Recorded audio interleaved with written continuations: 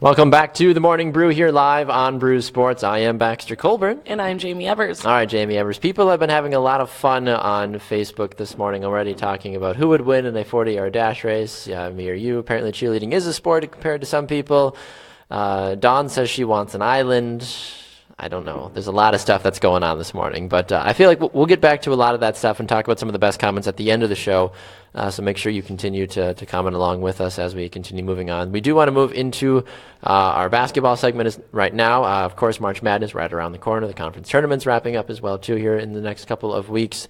We're going to bring in Christian Heimall to join us now to talk a little bit about the college basketball world and the other, just basketball world as a whole. Christian, good morning. How are we doing, sir? Doing great. We are not even 16 hours into March, and already madness has ensued. This is, in my personal opinion, the best time of the year. So I'm excited to be with you guys. I completely agree with you on that one, Christian. I mean, I'm sure you probably saw the chaos taking place at Northwestern last night. That last second shot, hopefully secure the spot for the Wildcats to maybe go to the tournament. I know obviously there's still a lot of stuff that has to go right for them, but what about the drama? Just a incredible moment there. I don't know if you got a chance to see that or not.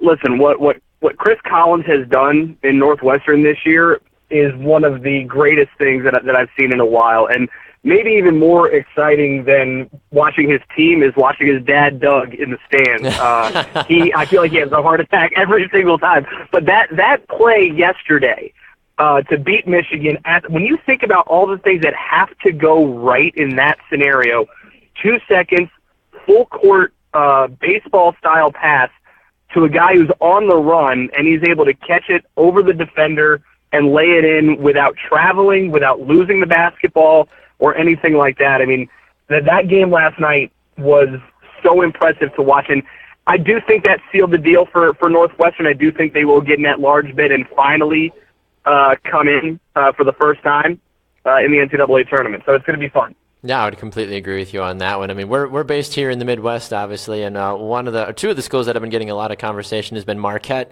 and the Wisconsin Badgers as well, too. Wisconsin was favored at the beginning of the season pardon me, to be this really high-profile team. I mean, Bronson Canning was playing really well, Ethan Happ among others as well, too. But Wisconsin's kind of faltered a lot recently after doing so well the last couple of years. But I feel like a lot of that is because there's no Sam Decker, there's no Frank Kaminsky to bail out the Badgers. So I feel like we're finally seeing more about how poor this team actually is. Is this team going to do anything come tournament time, do you think? It's going to be tough to tell with them. I mean, you're absolutely right. A guy like Frank Kaminsky is so huge to them last year. I mean, the senior class for that team was just so talented, and really they were kind of, I don't want to call them the last chance, but for the next couple of years, it's going to take a while for Wisconsin to get back there. Listen, I love Bronson. I think he's one of the better players in that league, but he doesn't have enough of a supporting cast for them to do anything. When you look at the rest of that conference, whether it be a team like a Northwestern, a team like Purdue, which just the other night beat Indiana to win the regular season, they are a very good team, but I don't think there's enough for Wisconsin to really be able to do much in a postseason atmosphere, whether that's in the conference tournament or should they make the NCAAs in at large. Yeah, and that's the thing too. When you really break it down, I mean, obviously every season is different, every team is different. This isn't, the same team that it was last year. Even the team before that as well too. I mean, Frank Kaminsky, of course, now playing in the NBA. Sam Decker also doing that as well too. You take away two NBA style players and high caliber players, it's a totally different squad, obviously. But kind of transitioning away from Wisconsin as a whole. Are you a big bracket kind of guy when it comes to filling out the brackets? Do you get in multiple pools? Do you do a lot of that fun stuff? I do the best I can because I have those ones that are true fandoms. I went to a high school outside of Baltimore the year Steve Blake and the Maryland Terrapins went on to win the championship. So I always have one bracket where no matter where they're seated, Maryland wins the title. I'm also a huge Louisville fan. I love Coach Pitino and everything that he has done in Louisville. So I have one bracket where no matter where they're seated, they always win. And then as someone who genuinely does not like Duke basketball, I have one bracket where they always get eliminated in the first round. And that might be the same in every year, because I'll be 100% honest, I don't think Duke is one of those teams that this year, despite their nice win against Florida State, I don't think they're a team that's going to be advancing into the Sweet 16, maybe even to the first round this year. Depending on the matchup, Duke's an interesting team this year. So I definitely love the brackets. It's a lot of fun, but I definitely do at least one or two that are more on the personal side of things. Hey, Christian, who do you think the favorites are going into March Madness? When you look at the tournament, I think you have to look at the defending champs, Villanova, only because of how strong they've been throughout the year. Jay Wright is a phenomenal coach, and I'm so happy that they won the title last year, because it finally proved just how talented he is at that high major level. He was always a strong coach at Hofstra and at St. Joe's, but for him to do it at Villanova, and then they bring back a lot of key players from last year. But then you also look at the perennials. I mean, it's really hard to argue against Kentucky and guys like Malik Monk, who, I don't know if you guys had a chance to watch that Kentucky-Vanderbilt game the other night, but what they did coming back from down 19 was really impressive. Kansas is in the mix. Louisville will be there. Florida State will be there. Mm-hmm. A lot of folks are going to want to pick Gonzaga just because they were the number one team all the way. I agree with you 100%. A lot of people will want to do it. True. Don't do it. Do not pick Gonzaga. I don't see them. Truthfully, I don't even see them as the number one seed anymore. I think that loss to BYU dropped them off of the number one spot. I see them as a 2 seed, and depending on how some of these conference tournaments figure, they could even fall to a 3 seed, depending on what teams like how the ACC tournament goes, how the SEC tournament goes, even how the Pac-12, because you look at what UCLA has. Lonzo Ball is very similar to me, like a Kemba Walker a few years ago with Connecticut. He has the ability to put a team on his back, lead them to a conference championship, lead them into a number 3, potentially a 4 seed, and then take them the length of the tournament. I mean, but if you got to pick one or two to have there, looking at it as objectively as I possibly can, you got to look at Villanova, Kentucky, and Kansas as your top 3 options to win the national title. Do you see anybody as coming up as a surprise? Maybe coming, someone that'll take everybody by surprise. There's a team to watch, and I say this only because I have seen them throughout this season here in the New York area, and that is Monmouth University out of the Metro Atlantic Athletic Conference. They are a very talented team. They are a senior-laden squad. You've got a guy in Jalon Hornbeek who is a transfer from Oklahoma. He played alongside Buddy Hield and is maybe a better shooter than Buddy. Justin Robinson, their point guard, is going to be a 2-time Conference Player of the Year. He's only 5'8", but, I mean, he's very impressive as a point guard, as a shooter, as a defender. And then they have a big man in Chris Brady, who is very talented down low. He's one that could be Monmouth is a team that could surprise some people. Their head coach is King Rice, who was Michael Jordan's roommate at North Carolina. So, he's got a pedigree as a very talented coach. True. If they win this conference tournament in the MAC, which starts today, they are the number 1 seed going in. They've won 16 straight. If they win the conference tournament and they go into the NCAA's winning 19 in a row, they could be a 13 seed, get a really nice seed, and who knows, they could knock off a 4 and then once you get to the first round, who knows what happens. So as soon as they knock off that first team, they could be anywhere. I mean, obviously you got to look at all the regular Cinderellas and that too. I mean, but I think Monmouth is going to be a team that's a trendy pick this year for a couple of upsets, just because they were a team that reached the conference finals a year ago, lost. Everybody thought they were going to get an at-large bid. When you look at their bench mob last year, winning at UCLA, beating USC, and they didn't get the at-large, this is a team that's been playing with a chip on their shoulder all year long, and if they get into the NCAA tournament, if they get that automatic qualifier, they'll have a great seed, and it'll be a lot of fun to watch. Thanks for all that insight on March Madness and the NCAA coming up. Just to change gears a little bit, Baxter and I spent a lot of time yesterday talking about Kevin Durant and his injury. Hyperextended knee, out for a month for the Warriors. Yeah, how do you see that affecting them? Do you think they're going to be able to work around it and wait for him to come back to be this great team, or do you think they're going to continue being great? how do you see it working out? The interesting part about the Kevin Durant injury is he's getting reevaluated in 4 weeks. Yeah. The NBA playoffs begin in 6. So a lot of people yesterday were saying, oh, he's back in a month, He may not be. He's going to get reevaluated, and truth be told, if they're smart, and Steve Kerr is a very good coach, and they've already got a tremendous team there, if you're smart, you reevaluate him in 4 weeks and say, you know what, take it easy the last 2, get 100% for the playoffs. They're going to get the number 1 seed, unless San Antonio comes out of nowhere. True. And really start. I mean, granted, they're Kawhi only Leonard 4 games could do that. back, so that is a possibility. They are. But then again, you look in the Eastern Conference, the Celtics are only 4 games back, and they just went through a war last night with Cleveland True. to be able to get a victory at home. So I think the smart play for Golden State, reevaluate Durant in 4 weeks. They're going to be fine. What's the trade-off? You got Klay Thompson. Oh, as if that. I mean, yes, it's a drop off, but it's not a sharp drop off.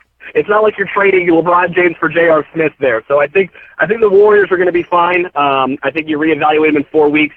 Maybe you hold him out. You let him get 1 or 2 regular season games in, just so that he's in game rhythm and in game shape, as they like to say, headed into the playoffs. But I don't see any concern for the Warriors. I still see them as the team to beat in the West, like a lot of people do, and it'll be interesting to see. I wonder how they are going to react when they get into the playoffs after blowing that 3-1 lead last year in the finals. That's very true. Yeah, I mean, just to kind of wrap that up as a whole too. I mean, this team did just fine last year without Kevin Durant. So hypothetically, some would like to think they could still continue to go just as far without Durant as well too, if for some reason he's not able to come back. But all right, Christian, well, we really appreciate your insights, sir. Where can people find you on social media to keep up with all your hot takes about the basketball world, sir? If you feel like checking in, at Chris Heimall on Twitter, it's the easiest place to find me, and it'll all be starting today. The MAC tournament beginning in Albany, one of those mid-major conferences that doesn't get a lot of love until the championship game on Monday night. Good stuff, Christian. We appreciate your time, sir. We'll talk to you soon, all right? Guys, take care. Have a good one. Thank you. Christian Heimall, one of our basketball insiders here on Brew Sports. Some good stuff, some good comments overall. I mean, I honestly didn't have Monmouth on my radar. Now I do, so I will have to know. And I already would figured that Gonzaga wouldn't be a good pick anyway. So, I mean, this basketball season as a whole has already been crazy. I mean, Purdue has been doing really well. I mean, then, of course, there's the Butlers, the Kentuckys. I mean, Kentucky's never a bad pick. UNC, of course, is always a good pick as well, too. So no matter really where you look, you're going to find a clear, some people might say a clear favorite, basically.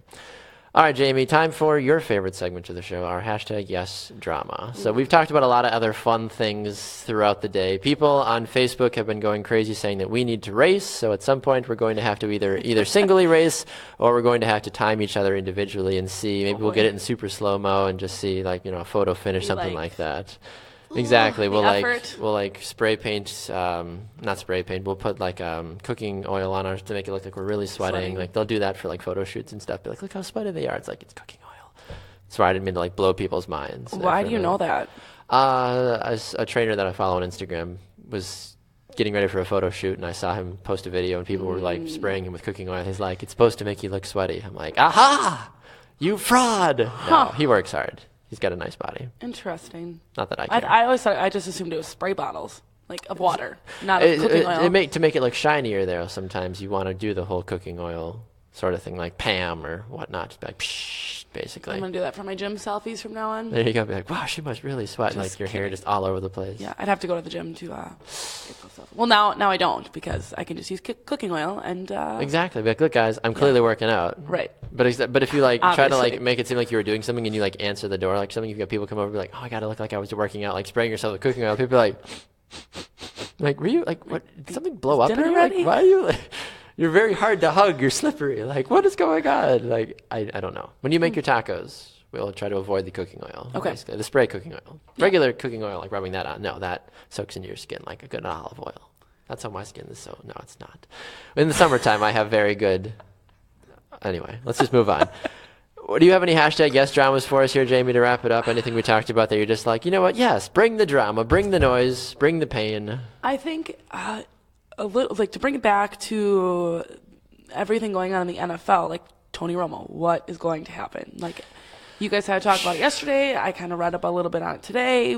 Is he going to go to Denver? Do they need him in Denver? Is he kind of like a good luck Chuck? Put him in Denver, have him start. He'll get hurt. He will. And then, everyone else will prevail. Is he that? Is that what we're looking at? I think that's what Tanner thought yesterday when he decided to. And that's the thing, too, with the whole, when we were doing the whole start, sit, cut thing, and I saw you comment on that as well, too. I'm like, Tony Romo is the most fragile quarterback of the three of Kirk Cousins, Jay Cutler. Good luck, Chuck. Yeah, you don't need him. Why? I don't understand the reason of keeping him or even starting him. So he then can just get injured. Yeah, it makes no sense. Yeah, it really doesn't. You're wasting your time. You're wasting team efforts. You're wasting money to do that. Why? Why would you do that? I got money to throw, man. I guess so. But if you're Denver, I would rather try to chance it with Trevor Siemian again than or even Colin Kaepernick. I would take Colin Kaepernick over Tony Romo. But getting Tony Romo, having him get hurt, gives Trevor the opportunity to be this great. Look at what happened with Dallas this year. That's true. Yeah, Dak Prescott. Yeah. But Dak Prescott's such a flash in a bottle. That doesn't happen. Maybe it's Tony Romo. He is the good luck Chuck. Jay Cutler was drafted by the Broncos. He should go back to the Broncos. Make them terrible or great again. I don't know. I mean, imagine what it would do for the division, though, too, if Jay Cutler left and somebody else came in and actually helped the Bears be relevant. You'd actually have a 3 or 4 team race again instead of just the Packers and then the Vikings pretending and the Lions being like, we're good. And Chicago fans would suck even more. Exactly. But it's better for sports if all 4 teams are actually competitive. Right. People are getting tired of Green Bay always winning. I'm not getting tired of it. But I'm saying some people are like, would somebody else win? Like, that's why when Detroit almost won the division this year, people were like, oh, great. And then they didn't. But it's Detroit, though. I would rather the Vikings win the division than the Lions. Why? Because the Lions are my least favorite of the 4 teams. Like, you think of the cities. Like, you think of Minneapolis. You're like, I like the cities. That's a cool area. You think of Chicago. Okay. Oh, the Bean. I like Detroit. Great area. You think of Detroit, you're like, bankruptcy. Yeah. They're evolving. Okay. Are they? I don't know. I don't think they are. No, they're the next.